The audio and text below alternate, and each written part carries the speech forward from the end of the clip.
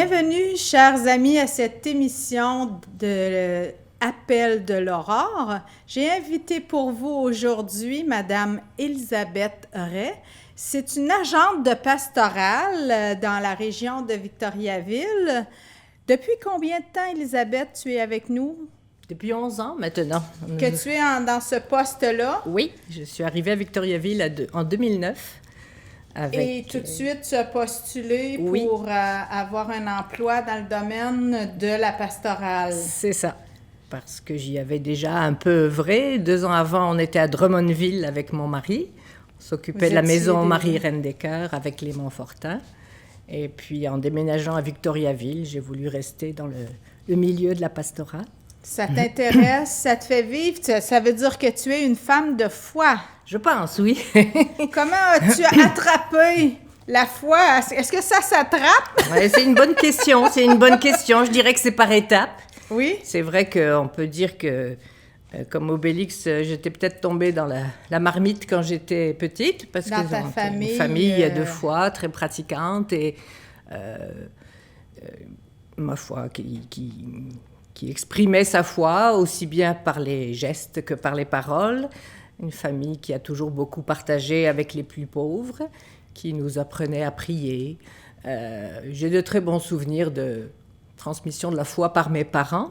Mm-hmm. Alors c'est sûr, ça c'était quand j'étais enfant. Après, plus tard, j'ai fait mes propres recherches personnelles, bien sûr, pour donner des bases solides à ma foi et répondre aux questions que je me posais à l'adolescence et puis même à l'âge adulte. Et je pense que c'est quelque chose qu'il faut continuer toute sa vie, de chercher à approfondir ce mystère sans fin qui est le mystère de Dieu. C'est beau d'ailleurs. C'est très beau. C'est comme un trésor inépuisable. Alors, ça m'a toujours fait vivre et ça me fait vivre encore maintenant. Parce que tu ne t'étais pas destinée au départ à la pastorale.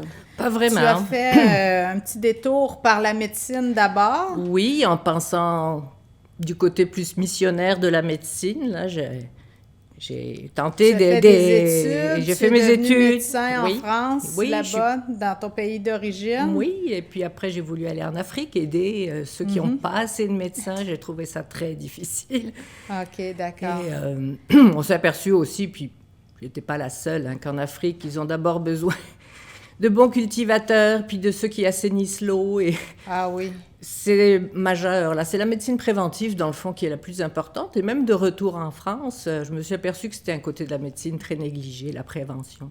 Quand on va bien, il faut continuer d'aller bien pour ne pas tomber malade. Voilà. Ah, c'est dans l'air, c'est dans l'air. Donc, ma foi, c'est tout un côté, de toute façon, c'est un mode de vie, tout ça. Oui, c'est vrai, tu as raison. Alors, ça s'imprègne dans toute ta vie, ça rejaillit sur toute ta vie. C'est ça. Donc, la foi fait partie de ce mode de vie, je dirais. Il n'y a pas vraiment de rupture, c'est que, en général, si on se recentre sur l'essentiel et qu'on ne fait pas d'excès de toutes sortes, on reste en bonne santé physique et spirituelle. C'est ma façon de voir les choses et puis de lier les deux. Mm-hmm. Et donc, c'est ça. La pastorale active, c'était plus ici au Québec, où effectivement, il y a des postes d'agentes de pastorale c'était pour seconder les prêtres. Maintenant, c'est vraiment une équipe pastorale ici, par exemple, à l'unité pastorale de Victoriaville, une équipe qui comporte 2 prêtres et 6 agentes, plus des prêtres collaborateurs.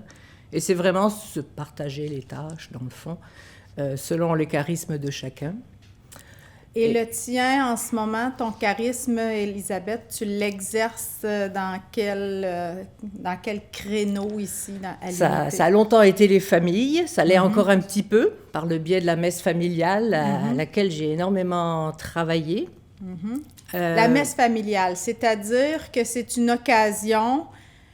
ou c'est une messe, parce que toutes les messes, en principe, devraient être familiales, non? Elles le sont par définition. Oui. Toutes les familles sont bienvenues à tous les offices, à toutes les messes, mais à quand toutes même, les célébrations, à part en temps de restrictions, où c'est devenu un peu plus compliqué. Mais aussi, on s'est aperçu au fil du temps que c'était bien qu'ils aient comme un espace et un temps ou un peu plus aménagés quand même, où ils se sentent aussi bien chez eux, chez le bon Dieu, comme disait, comme disait le curé d'Ars en France, c'est un saint qui est très révéré, parce que justement, il s'occupait des enfants.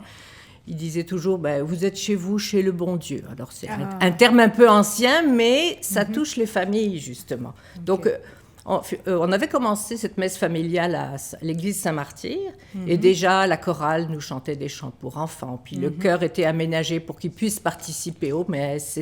C'était déjà assez vivant. Et puis, avec la fermeture de Saint-Martyr qui s'en venait, on a transporté tout ça à l'église Sainte-Famille, qui est très accueillante aussi, qui est très lumineuse. On a pu aménager encore un peu plus avec un coin pour tout petit, des jeux, un coin pour les moyens, je dirais, des plus bricolages, coloriages bibliques. Et puis encore les plus grands, on les fait participer vraiment à toute la messe avec leurs parents, aussi bien par la décoration, les processions, montrer qu'il y a des belles choses à faire dans une messe, les lectures, les prières, et puis être dans le cœur pour les enfants avec David Vincent, qui est souvent là pour les messes familiales. Il s'intéresse beaucoup plus à ce qui se passe quand ils sont tout près. Impliqués. Et impliqués. Moi, j'ai remarqué ça. Quand les jeunes viennent à la messe, ils s'ennuient en général. Alors, quand on leur donne une lecture, une tâche, quand on leur confie un service, qu'on leur demande un service... C'est ça. Ils apprécient encore plus. C'est ça. Ils apprennent aussi parce que c'est l'occasion aussi d'une petite catéchèse qui leur fait sur comprendre, le terrain. La gestuelle, le culte. C'est ça. Puis on leur fait confiance aussi. Ils apprécient ça énormément. Certains ont aimé, par exemple, apprendre à servir la messe. Et puis, gentiment, ils disaient, oui, si nous, on ne l'apprend pas, qui c'est qui le fera plus tard? Enfin, ils étaient très convaincus de leur... Ils sont conscients de la nécessité de la chose. C'est bien. C'est sûr qu'après, ils grandissent, ils voient ça autrement. Mais il y a un âge où vraiment, ils sont à l'aise à l'église, même spontanément. Ah, c'est beau. Les tout-petits sont très à l'aise dans une église. Alors, justement, à cette messe familiale... On les laisse courir un peu dans l'allée centrale, puis ça dérange personne. Oui, c'est ça, que les gens soient avertis. C'est ça. Mais curieusement, tu n'as pas l'impression, Elisabeth, pour y avoir été souvent, moi, je me dis, quand la messe est aménagée pour les enfants, elle fait du bien aussi, elle est porteuse, elle est réconfortante pour tous les âges, non? Oui, tout à fait. Elle est adaptée, elle est vraiment... Elle est familiale dans le sens global du terme, intergénérationnelle. Toutes les générations s'y retrouvent. C'est ça. David et Pierre aussi aménagent l'homélie comme un dialogue. Un dialogue avec les familles qui sont là, puis les autres paroissiens, qui sont souvent des grands-parents d'ailleurs. Donc ils s'y sentent à l'aise parce qu'ils entendent des choses, peut-être qu'ils se disent « Ah, je pourrais partager ça avec mes petits-enfants plus tard », des choses comme ça. C'est ça. Et puis, le langage est très simple. On garde le langage le plus concret, c'est-à-dire... Ça, c'est important, le langage. Hein? Oui. J'imagine que toi, avec ton beau vocabulaire fleuri de la France, pour toi, il y a un accent particulier à prendre soin du langage, des mots puis à enseigner aussi les bons mots. C'est ça. À départager à faire catéchèse sur tous les termes. C'est ça. La catéchèse, c'est l'écho de la parole de Dieu. Or, d'habitude, l'Évangile est très simple. Jésus était très simple dans ses paroles pour son époque. Ce qui fait qu'il faut remettre quelquefois les choses dans le contexte de l'époque de Jésus, pour certaines paraboles, par exemple. Mais dans l'ensemble, si le contexte est un peu expliqué, ce que dit Jésus, c'est très simple. L'écho... La catéchèse, l'écho de la parole. Jésus peut retentir ça nous rejoint encore aujourd'hui, puis les prêtres le font très bien. Ils donnent des petits exemples concrets, que ce soit le hockey, que ce soit l'école, que ce soit les petites choses à la maison. Oui, on peut... Et ça permet d'actualiser la parole. Expliquons-nous sur ce mot, c'est-à-dire de prendre ce qui a été écrit il y a 2000 ans, puis que ça fasse écho dans la vie aujourd'hui, pour nous, dans notre quotidien, puis qu'à ce moment-là, on s'empare de la parole, puis on la fait résonner dans notre vie de tous les jours. Et elle vit encore en nous, à travers nous. dans ce qu'on veut, dans ce qui nous touche, puis dans nos sensibilités personnelles. C'est ça. Avec les traductions les plus récentes des évangiles, moi, je trouve que même un enfant qui a peut-être jamais entendu parler de Jésus, quand il commence à découvrir certains récits de l'Évangile, il est déjà capable d'une réflexion qui nous étonne. Et ça, c'est vrai. La parole de Dieu rejoint les cœurs de façon très mystérieuse, parce que c'est la parole de Dieu. Hein. Saint Paul le dit souvent, ce n'est pas une parole humaine, et puis on n'avait pas à l'expliquer avec la sagesse humaine, c'est très important. Beau. Jésus dit, dans la deuxième prière de Jésus, il a donné le Notre Père comme prière, et dans l'Évangile, il fait lui-même une prière, il rend grâce à Dieu son Père. Il dit, tu as caché toutes ces choses aux sages et aux savants, mais tu l'as révélé aux tout-petits. Que c'est beau, hein? Et c'est magnifique, parce que les tout-petits, ils réfléchissent avec le cœur. C'est ta conviction. Ah, vraiment? C'est ce qui t'anime, c'est ce qui anime ton... Et quand mes enfants étaient petits, ils me faisaient des réflexions sur l'Évangile qui me laissaient étonnée. Il y a une certaine théologie des enfants. Ah, bien sûr, ils nous étonnent. Hein? Naturelle, instinctive. C'est ça. Qui est étonnante et qui nous fait à nous-mêmes réfléchir. Catéchèse. Oui. Les enfants nous font réfléchir. Ça me fait penser aux parents qui demandent le baptême pour leurs enfants. Ça, c'est un autre volet, oui. de ta mission à l'unité. C'est ça. Alors, il y a souvent, je dirais, deux sortes de familles. C'est vrai que quand c'est leur premier bébé, c'est merveilleux de rencontrer des jeunes parents. On les écoute parler. Premier, parce que, deuxième ou troisième bébé, les jeunes parents sont... Ils sont toujours en émerveillement devant leur enfant, ce qui est déjà comme une prière d'action de grâce. En fait, ils disent tous qu'ils ne savent pas prier, mais ce n'est pas vrai. À force de parler avec eux, on leur dit, mais vous voyez, quand vous vous émerveillez devant votre nouveau-né, mais c'est une prière, c'est dire merci à la vie, c'est dire merci au Dieu qui est un Dieu de vie. Petit à petit, avec ce qu'ils nous disent, on est capable de leur dire qu'ils vivent en plein dans l'Évangile avec leur famille, leurs enfants. Un tout petit, c'est ça, il s'émerveille. Et puis, il s'émerveille aussi de trouver en eux des forces d'amour qui insoupçonnées. Oui, c'est exactement ça. Pas, ouais. Ils disent, je ne pensais pas que je pouvais aimer quelqu'un autant. Et pourtant, ils aiment leur conjoint. Déjà. Mais ils disent, là, on découvre l'amour inconditionnel. C'est magnifique. C'est très beau. C'est magnifique. Alors, ils découvrent ça, la paternité, la maternité. Et puis, quand on sent que les parents sont ouverts et puis émus de ce qu'ils disent. Et puis, c'est normal. Il y en a qui ont la larme aux yeux, quelquefois, tellement ils disent que c'est beau. Le mystère profond. Le mystère de la vie, leur mystère à eux, de leur cœur profond. Donc, on peut leur parler des images de Dieu. Peut-être qu'ils en ont eu de toutes sortes. Tout le monde a des images de Dieu, mais c'est là qu'on leur dit... la Bible nous dit que Dieu est Père, et puis qu'il a aussi un cœur de mère, parce que Dieu n'est ni père ni mère, mais il est les deux, puis encore plus. C'est beau. Alors, vous voyez ce que ça peut être, l'amour de Dieu, si vous sentez en vous un tel amour pour votre enfant. Donc, on les fait réfléchir petit à petit. Et puis, en préparant le baptême, parce que souvent, ils demandent le baptême par tradition, parce qu'ils ont des valeurs à transmettre. Mais c'est déjà quelque chose. Mais c'est énorme. C'est déjà beau. Tout à fait. Faire partie d'une histoire, d'un peuple en marche. C'est ça. Ils se sentent, effectivement, leurs racines sont chrétiennes. Ils ont du mal à dire les mots, peut-être, de la foi, mais ils se sentent... Dans une histoire, inclus dans une histoire. C'est ça, dans un peuple chrétien. Oui. Et quelquefois, ils le disent eux-mêmes. L'enfant va rentrer dans la famille de Dieu. Ils le disent spontanément. C'est très beau. C'est très, très beau. Alors, évidemment, concrètement, ils ne se sentent pas habilités à la transmission de la foi. Mais on va leur montrer que oui, donner des outils. Ils le sont plus qu'ils le pensent. C'est ça l'idée. C'est beau. C'est ça l'idée. La grande phrase, c'est « Ah, je suis croyant, mais pas pratiquant ». Or, ce n'est pas exact. Oui. Petit à petit, on leur montre ça serait quoi, être pratiquant au 21e siècle, quand on est deux jeunes parents qui travaillent tous les deux. Souvent, ils ne pratiquent pas le culte de la messe, mais ils ont toutes sortes d'élan vers les petits, les pauvres. Absolument. Ils sont émus par la beauté de la nature, C'est ça. la protection de la nature. Ils sont solidaires de leurs voisins, de leurs... Exactement.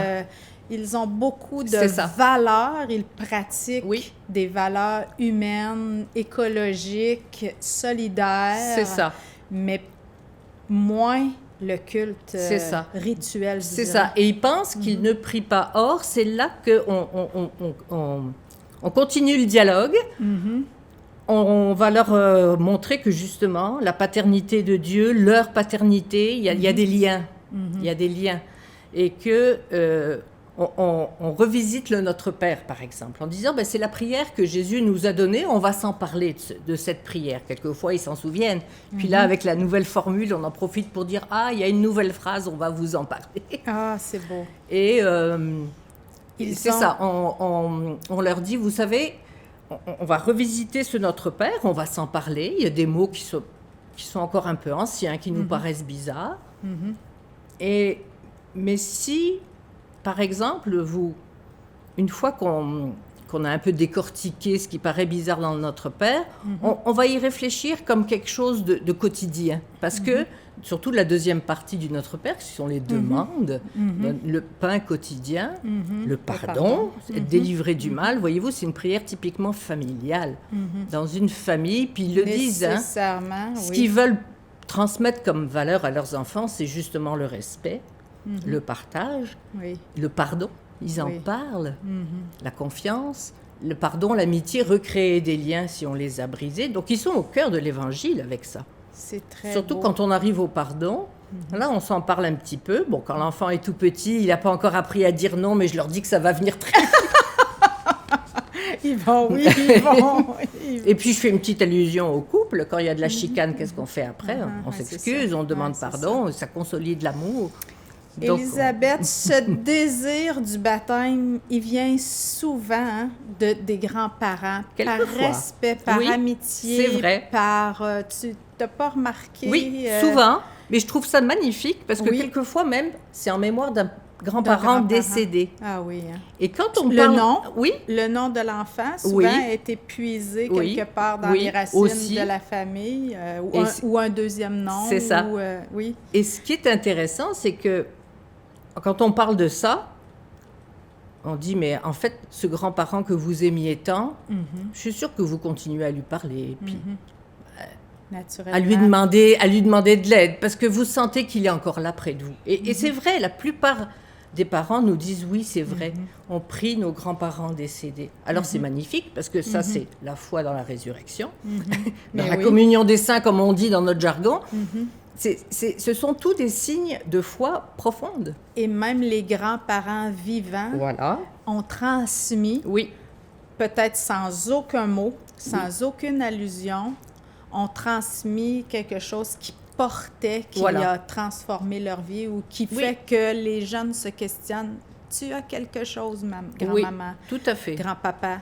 Il y a quelque chose en toi. Comment as-tu pu Oui, traverser aussi. autant Exactement. d'épreuves avec autant de sérénité Voilà. et tu es devenue celle que tu es aussi belle? C'est un témoignage très très fort de certains grands-parents qui a marqué aussi ces jeunes parents-là et qui disent, ah mon bébé, là, je veux lui transmettre tout ça, Ce que j'ai reçu. ce que j'ai reçu. Même s'il n'y avait aucun mot, C'est ça. il y avait une espèce de cocon, Oui, un esprit. un esprit. Voilà. On peut parler de l'Esprit Saint. Il y a des outils qui t'aident dans Oui. ton travail. Tu Beau- veux nous en oui, parler? Tu nous as beaucoup. parlé de la Bible. Oui. Les enfants ont certainement Ceux qui... intérêt, oui, ils ont de l'intérêt. c'est ça. Ceux qui commencent à cheminer, souvent c'est pour la préparation des sacrements.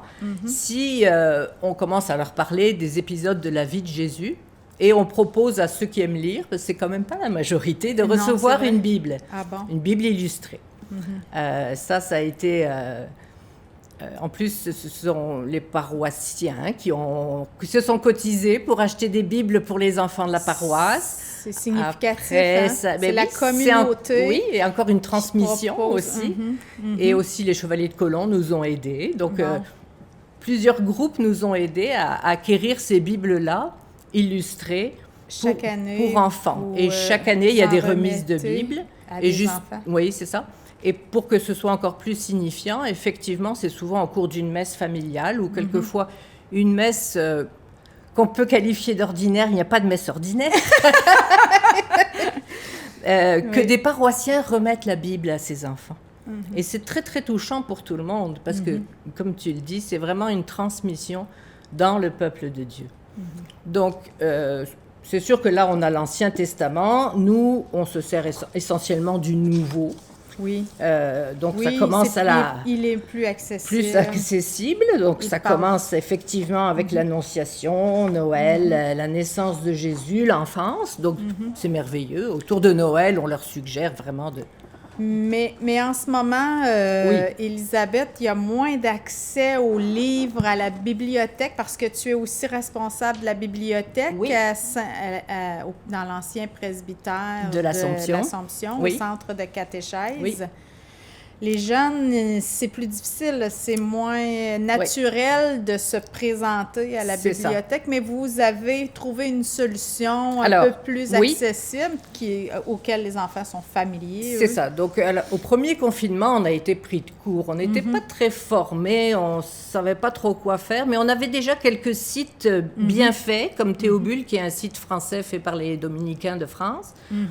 Qui sont très bien faits. Ce sont des petites vidéos de l'Évangile, des enfants qui commentent l'Évangile eux-mêmes, avec toujours en ligne des jeux, des coloriages qu'on peut imprimer, des choses comme ça. Alors ça, c'est à connaître, à découvrir. Oui, on a simplement qu'à et on écrit Théobule. Théo avec un H, Théobule. Et avec un L seulement. C'est pas des bulles. Et puis là, on trouve toute une panoplie de coloriage, d'animation, je dirais qu'on peut faire en famille. Oui, c'est vraiment fait pour ça. Alors, c'est plus, je dirais, ciblé sur les 7-11 ans. Quand ils grandissent, ils trouvent ça peut-être pour les petits. Mais c'est extrêmement bien fait. Puis, je sais que en juin, on a fait un petit synode diocésain pour savoir comment on s'organisait si le confinement allait recommencer ou si on avait quand même des problèmes pour rassembler les enfants à la rentrée. C'est ça la difficulté. Donc, on a partagé les idées de tous les agents de pastorale du diocèse. Donc, certains avaient déjà pris Théobule pour faire des bases de catéchèse en ligne. C'est des capsules vidéo qui ont été mises sur le site du diocèse à la disposition de tous, surtout pour l'éveil à la foi. Mais Théobule, en France, ils ont eu le même problème. Donc, ils ont fait des capsules de préparation au sacrement, auxquelles on a accès aussi. OK, d'accord. Donc, ça donne des bases. Et puis, après coup, la messe familiale, on s'est dit, bon, comment faire? 25 personnes à la messe. On ne peut pas priver les paroissiens. Est-ce qu'on fait une messe à part pour les familles? On s'est dit, on va attendre, on va faire des capsules en ligne pour remplacer la messe familiale pendant un temps. OK, c'est ça. Donc, en octobre, Parce que c'est tellement limité le nombre de personnes. C'est ça. Puis la distanciation avec des familles, ça fait à peu près l'inverse de ce qu'on voudrait, là. C'est ça. On n'est pas vraiment ensemble. Non. On peut même pas chanter ensemble. Voilà. C'est une tristesse. Oui, c'est ça. Bon, disons que c'était pas adapté aux familles de venir tous à 2 mètres en masque à une messe familiale. Non, c'est ça. Alors, on a fait des capsules qui ressemblaient un petit peu à nos messes familiales, c'est-à-dire que David intervient une fois ou deux. Et puis, France aussi. On met des chants, France Boutin qui chantait, oui. Ou bien on met des chants que les enfants aiment beaucoup. On commente la parole. On met un extrait de Théobule, justement, pour leur donner le goût d'y aller plus souvent. En tout cas, on a fait donc sur le thème de l'Action de grâce en octobre, sur la Toussaint et les défunts au mois de novembre, et sur la préparation de Noël en décembre. Donc, c'est des capsules... alors, c'est sur le site qu'on appelle le GPS. De l'unité pastorale aussi. Oui, et le Facebook, c'est ça. C'est ça. Alors, on voit le nombre de gens qui regardent, c'est regardé par beaucoup. Et probablement... par les paroissiens. C'est ça, moi, mon souci, c'est les grands-parents en ce moment, parce que je dois m'occuper des aînés. Je m'occupe un peu moins des plus jeunes. Là, je suis passée à mi-temps. Oui. Non, ça va. Pardon. Je suis passée à mi-temps, donc je m'occupe un peu moins des familles, mais j'ai une nouvelle tâche à propos des aînés. Et donc, je me suis dit, bien, les grands-parents ont sûrement le désir de parler de leurs petits-enfants. Donc, J'attends un peu de pouvoir les réunir. Oui, c'est sûr. Mais déjà, tu es active au sein de la table de concertation Oui, c'est des ça. aînés de la région. Alors, j'ai découvert la table de concertation pour les personnes aînées de la MRC d'Arthabasca. C'est des gens fantastiques, vraiment au service des aînés dans tous les domaines. De la santé, de toutes les questions que les aînés se posent, du logement, des triporteurs. Qu'est-ce que tu découvres, toi, comme souci en ce moment, comme... Les aînés, je pense que leur plus grosse douleur, c'est l'isolement, la solitude. Hein? Donc, je vois des gens qui font tout pour aider à briser la solitude. C'est très beau. Oui, c'est magnifique. Cet été, par exemple, on a pu envoyer des personnes chanter pour les résidences. Alors, ils étaient à l'extérieur à cause de la COVID, sous les balcons, je dirais. Mais c'était vraiment des chanteurs professionnels qui sont venus chanter. Ça, c'était très émouvant. C'était touchant.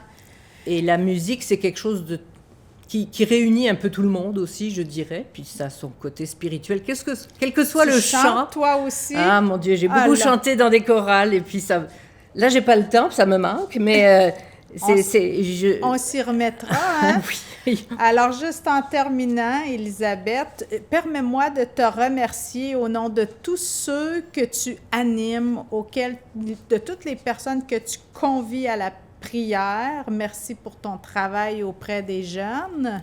Tu nous as donné le goût de témoigner sans parole nécessairement, puis de faire écho à ce qu'on a entendu dire à la messe ou dans les textes ou de ce qu'on a lu dans l'Évangile, à faire écho dans nos vies pour nos jeunes.